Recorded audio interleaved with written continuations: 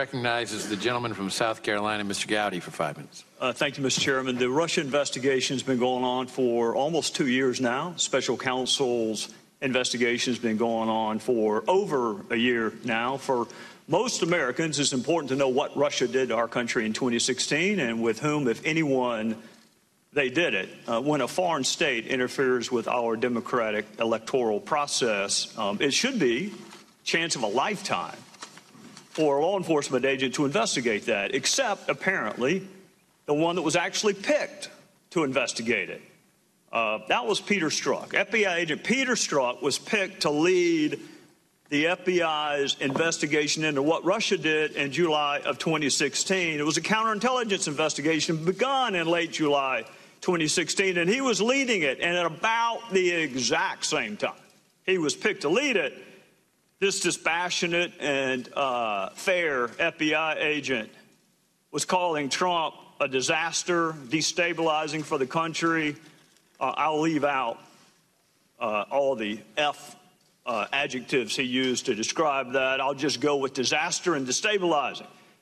Same time, his FBI lawyer girlfriend, Lisa Page, was telling him he was meant to protect the country. This neutral, dispassionate FBI agent said, I can protect the country at many levels. Same time, Peter Strzok, who was picked to objectively, fairly, neutrally look into the Russia investigation, was talking about an insurance policy with Andy McCabe and Lisa Page in the event Donald Trump became the president. All of this was happening at the same time Peter Strzok said he could smell the Trump support in Southern Virginia. All this was at the same time that this FBI agent said a Trump presidency would be effing terrifying and that it will never happen. No, we'll stop it. So while investigating Russia and their attempt to subvert our democracy may have been important to the rest of the country, it wasn't all that important to about a half dozen FBI agents and lawyers who were assigned to the case. For them, it was an investigation to stop Donald Trump, which then brings us to May of 2017 and the appointment of special counsel, where we find Peter Strzok again, this same supposed to be dispassionate, neutral, fair FBI agent. You would think he'd be really excited about investigating what a foreign power tried to do to this country. But you would be wrong again for Peter Strzok at precisely the same time that Bob Mueller was appointed, precisely the same time. Peter Strzok was talking about his unfinished business and how he needed to fix and finish it so Donald Trump did not become president. He was talking about impeachment within 3 days of special counsel Mueller being appointed. 3 days. That's even quicker than MSNBC and the Democrats were talking about impeaching him. Within 3 days, the lead FBI agent is talking about impeaching the president. So this is where we are. We're 2 years into this investigation. We're a year and a half into the presidency. We're over a year into special counsel. You have a counterintelligence investigation that's become public. You have a criminal investigation that's become political. You have more bias than I have ever seen manifest in a law enforcement officer in the 20 years I used to do it for a living.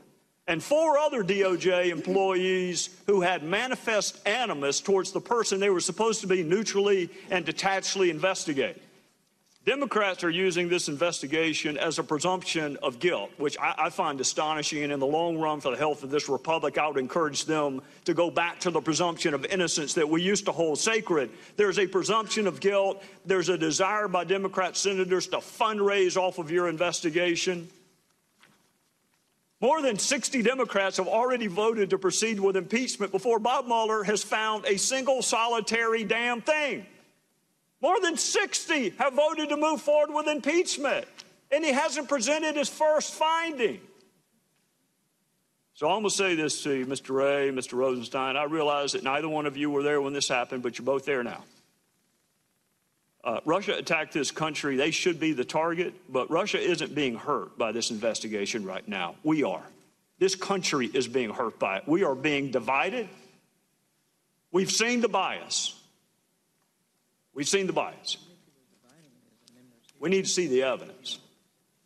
If you have evidence of wrongdoing by any member of the Trump campaign, present it to the damn grand jury.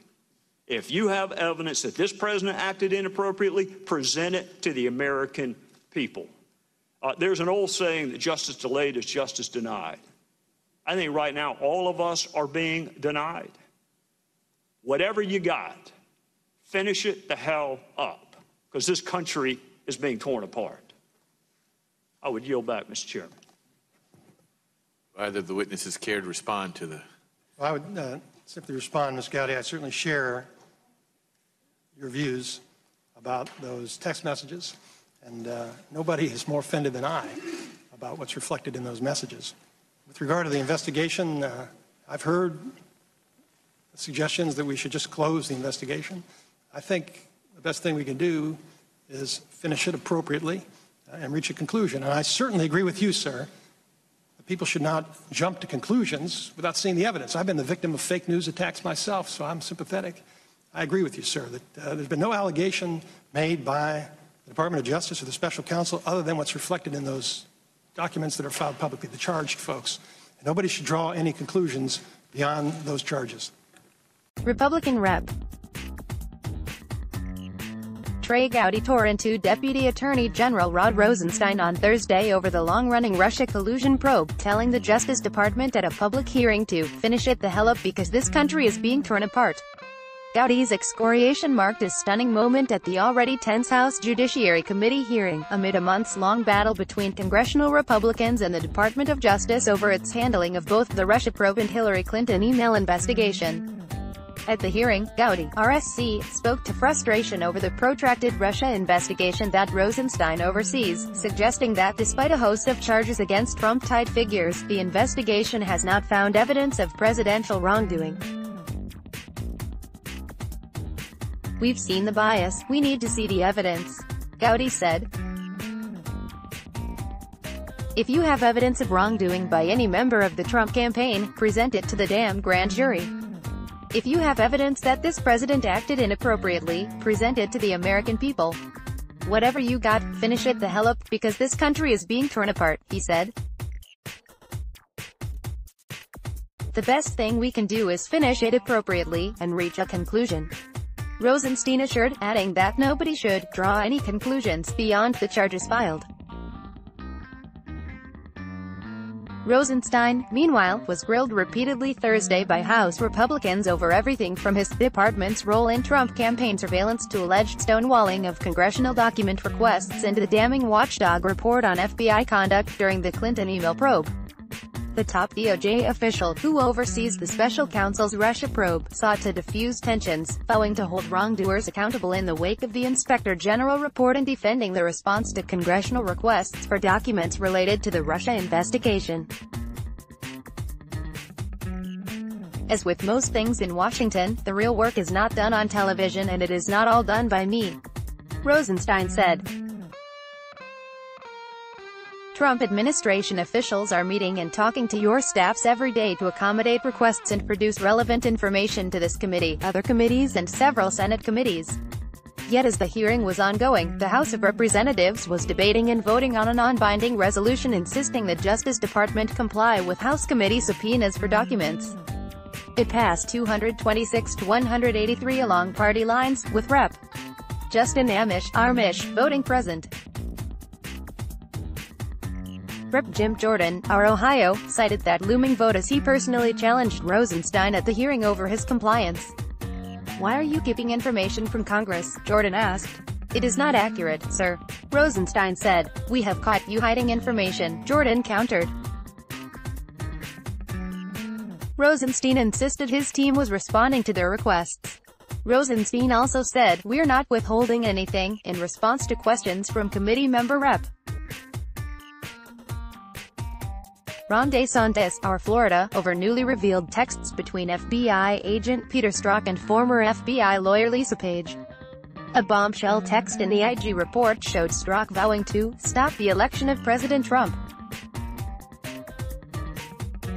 Rosenstein also denied allegations from Jordan that he had Strzok avoid answering certain questions during a closed-door appearance before the committee a day earlier. Further, he said he could not discuss classified information in an open setting when asked what the DOJ and FBI did to surveil the Trump campaign, including the reported work of an informant apparently in contact with members of that campaign in 2016. Rosenstein further rebuffed GOP suggestions that he recuse himself from the Russia probe, repeatedly denied allegations first reported by Fox News that he once threatened to subpoena GOP committee members, and declined to comment about his role in approving a surveillance application for a Trump advisor.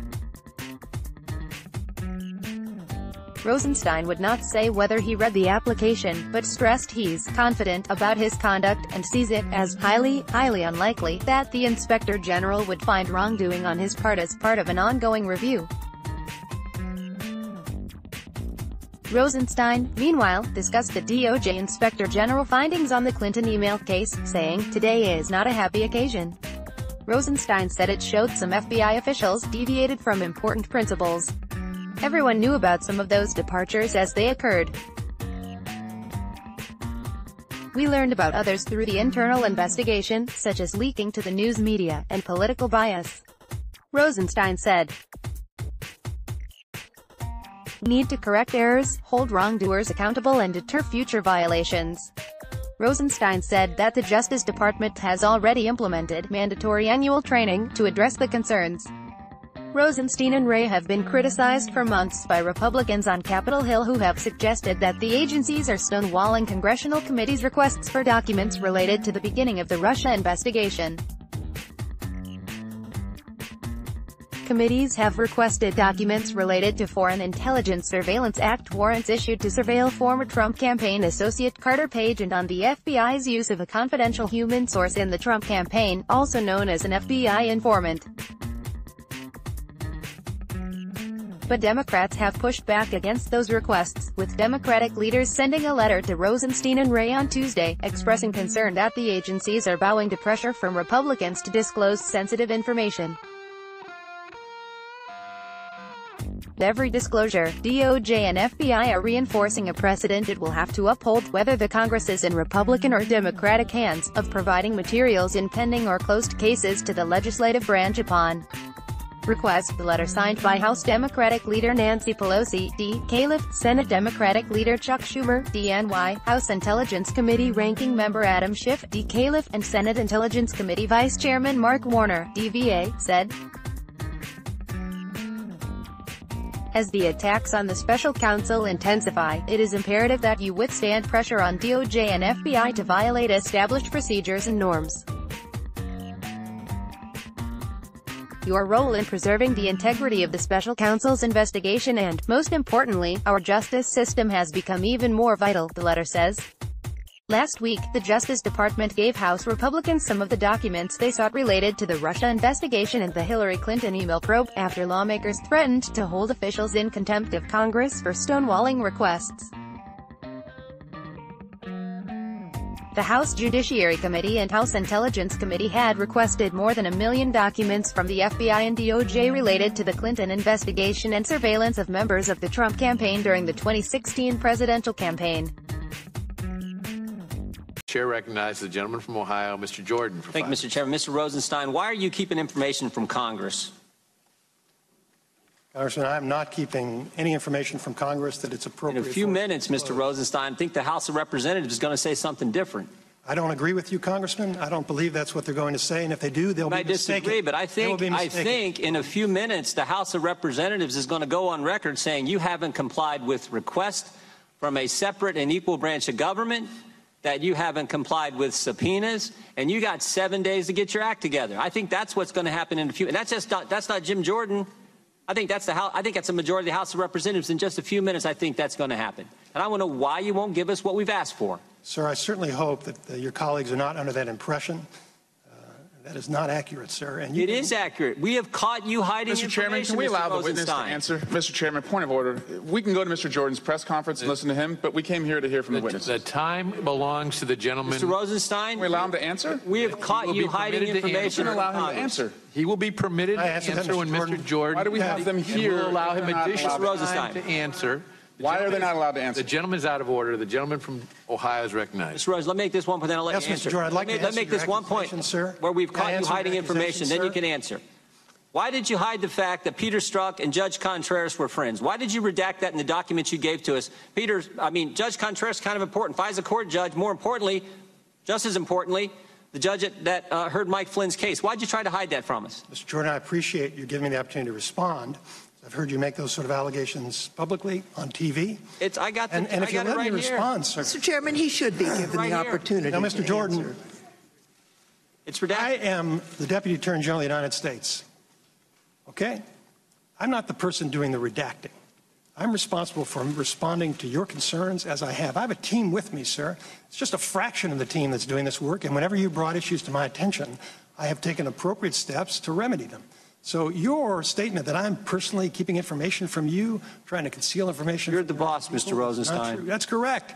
And my job is to make sure that we respond to your concerns. We have, sir. Now, I've appointed Mr. Lausch, who is managing that production, and my understanding is it's actually going very well, sir. So I appreciate your concerns. Again, I think the House of Representatives is going to say otherwise. But your use of this to attack me personally Why did you? is It's not wrong. Point of order, Mr. Chairman. May the witness be permitted to answer the question? It's not personal. The gentleman will suspend. The witness is going to have an opportunity to say whatever he wants at the end of Mr. Jordan's 5 minutes. Until the It is end not of those personal. 5 minutes, they're his time. I appreciate your service. It's not personal. We just want the information. Why did you tell Peter Strzok not to answer our questions yesterday? When I asked Peter Strzok if he'd ever communicated with Glenn Simpson, he gave us the answer he gave us dozens of times. On advice of FBI counsel, I can't answer that question. Why couldn't he answer that question? Mr. Jordan, I appreciate your sincere concerns, but I didn't give Peter Strzok any instructions. If there was some problem with the instructions he had, I'll be happy to look into it. Not what his FBI lawyer said. Mr. Jordan, when you find some problem with a production or with questions, it doesn't mean that I'm personally trying to conceal something from you. It means we're running an organization that's trying to follow the rules, and we're going to respond. You know what was interesting? When I asked him if he'd ever talked to Bruce Orr, he said he had. Said he had 3 times in 2016 and 2017. Then I asked him, have you ever talked to Nellie Orr? And he said, no, I haven't. I said, well, why can you answer that question? Because Nellie Orr worked for Glenn Simpson, worked for Fusion. He could answer that question, but he couldn't answer because FBI counsel told him he couldn't. He couldn't answer the question whether he'd ever communicated with Glenn Simpson, a journalist. Why couldn't he answer that question? Mr. Jordan, I appreciate your saying it isn't personal. Sometimes it feels that way. How do I know, sir? I mean, you interviewed Mr. Strzok. I didn't, so I can't Works for you. Doesn't work for us. There are 115,000 people who work for me, sir. Mr. Rosenstein, did you threaten staffers on the House Intelligence Committee? Media reports indicate you did. Media reports are mistaken. Sometimes. But this is what they said. Having the nation's #1 law enforcement officer threaten to subpoena your calls and emails is downright chilling. Did you threaten to subpoena their calls and emails? No, sir, and there's no way to subpoena phone calls. Well, I mean, I'm just saying. I'm reading what the press said. I'm reading what the press said. I would suggest that you not rely on what the press says, sir. Well, I didn't ask if there's no way to do it. I asked if you said it. If I said what?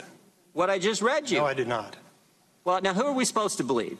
Staff members who we've worked with, who've never misled us, or you guys, who we've caught hiding information from us, who tell a witness not to answer our questions? Who are we supposed to believe? Thank you for making clear it's not personal, Mr. Jordan. Well, I'm saying the Department of Justice. Me because I'm telling the truth and I'm under oath. And if you want to put somebody else under oath and they have something different, I know these staff members. Respond. Here's my last question. What's so important that you know that you don't want us to know, that you won't give us the documents we're asking for, that the House of Representatives is about ready to go on record saying you should give us? What's so darn important that you will threaten members, at least according to media reports and according to the staff members, threaten members? Parliamentary inquiry, Mr. Chairman. What is so important, Mr. Rosenstein? Parliamentary inquiry, Mr. Chairman. This is not an appropriate time for a parliamentary inquiry. And point of order. The gentleman keeps representing that the House of Representatives, yes, it will be, the Republicans who continue That is not an appropriate point of order. Well, he needs to be correct in his statement. The time of the gentleman will be restored. the members of the Republican Party. The gentlewoman will suspend. The time of the gentleman from Ohio will be restored for another additional 15 seconds, and then the Deputy Attorney General will be allowed to respond. Thank you, Mr. Chair. Mr. Rosenstein, Mr. Wray, I do appreciate your work, but I'd also appreciate if the House of Representatives could get the information we have repeatedly Mr. Gowdy talked about how long this investigation is going on, how long there's been a special counsel. We started asking for information in July of last year, and some of that is still has not been given to the Congress, still not has been given to this committee, the committee charged with defending the Judiciary Committee. So I appreciate what you do. I just want the information, and we're so frustrated that there is now a resolution on the floor of the House in just a few minutes that will be voted on. Yeah, time of the gentleman has expired. Mr. Rosenstein will be allowed to respond. I don't have any control over what resolutions you vote on, sir, and I know feel free to do that. But the gentleman will suspend it. The time now is the Attorney General's. If you're interested in the truth, Mr. Jordan, the truth is we have a team of folks. They're Trump appointees and career folks, and they're doing their best to produce these documents. Director Wray explained to you the process. He's got hundreds of people working around the clock trying to satisfy these requests. So whether you vote or not is not going to affect it. You're going to get everything that's relevant that we can find and produce to you. I support this report, sir. I'm not trying to hide anything from you. I appreciate this opportunity to discuss the FBI's response to the Inspector General's report on DOJ and FBI activities in the run-up to the 2016 election. We take that report very seriously, and we accept its findings and its recommendations. We are already doing a whole number of things to address those recommendations, and we are determined to emerge from this experience better and wiser. The FBI is entrusted with a lot of authority, and our actions are appropriately, therefore, subject to close oversight. That oversight can make the FBI stronger and the public safer. Part of that oversight includes fulsome responses to legitimate oversight requests for documents and information. For months, we've been working with your committees to make witnesses available, answer questions, and produce or make available to you and your staff over now 880,000 pages. Although we have now substantially complied with a majority of the committee's subpoena, we are determined to get through the outstanding items, and we have increased staffing on this project even further. In just the past week, for example, we've had approximately 100 employees working day and night dedicated to this project through the weekend to collect, review, process, and produce thousands of additional pages. Turning to the IG's report, although the IG report did not find any evidence of political bias or improper consideration actually impacting the investigation under review, that report did identify errors of judgment, violations of or disregard for policy, and decisions that certainly, in the benefit of hindsight, were not the best choices. So I'd like to briefly summarize the steps we're taking to address the report's recommendations. First, we're going to be holding employees accountable for misconduct. We have already referred conduct highlighted in the report to the Office of Professional Responsibility, which is the FBI's independent disciplinary arm. And once the necessary process is complete, we will not hesitate to hold people strictly accountable. Second, we're making sure that every employee understands the lessons of the IG's report through in-depth training, starting at the top, starting with the executives, so we don't repeat mistakes identified in that report. Third, we're making sure that we have the policies, the procedures, and the training needed for everyone to understand and remember what is expected of all of us. That includes drilling home the importance of objectivity and of avoiding even the appearance of personal conflicts or political bias, ensuring that recusals are handled correctly, making all employees aware of our new media policy, which I issued last November, and making clear that we will not tolerate noncompliance with that policy, ensuring that we follow DOJ policies about public statements on ongoing investigations and uncharged conduct, and ensuring that we adhere strictly to all policies and procedures on the use of FBI systems, networks, and devices. I've also directed our new Associate Deputy Director, the number 3 official in the FBI, to lead a review of how we staff, structure, and supervise sensitive investigations so that we can make sure that each one is conducted to our highest standards. The IG report makes clear that we've got important work to do, but I do want to emphasize that this report is focused on a specific set of events in 2016 and a small number of employees connected with those events. Nothing in this report impugns the integrity of our workforce as a whole or the FBI as an institution. I want to be very clear with this committee about the FBI that I've gotten to see up close and personal in the 10 months since I've taken on this job. As I meet with our offices all over the world, offices represented by every one of the members up here on the dais, I encounter really remarkable, inspiring stories about the work our 37,000 men and women are doing every single day. We've rescued more than 1,300 kids from child predators this year alone. We've arrested more than 4,600 violent gang members in just the past few months. We've disrupted recently terrorist plots ranging from places like Fisherman's Wharf in San Francisco to a crowded shopping mall in Miami, and I could go on and on. Our men and women are doing all of that great work and much, much more with the unfailing fidelity to our Constitution and the laws that it demands, the bravery that it deserves, and the integrity that the American people rightly expect. That means we're going to do this job by the book. I am committed to doing that. I would not be here if I wasn't committed to making sure we do it that way, and I expect all our employees to do the same. That means following our rules, following our policies, following our longstanding norms. There will be times when we feel extraordinary pressure not to follow our process and policies, but in my view, those are precisely the times that we need to adhere to them the most. We've got to stay faithful to our best traditions and our core values, making sure that we're not only doing the right thing, but doing it in the right way, and pursuing the facts independently and objectively, no matter who likes it. That, in my view, is the only way we can maintain the trust and credibility of the people we serve. So, Mr. Chairman and members of the committee, thank you again for the opportunity to address the Inspector General's report, and I look forward to answering the committee's questions.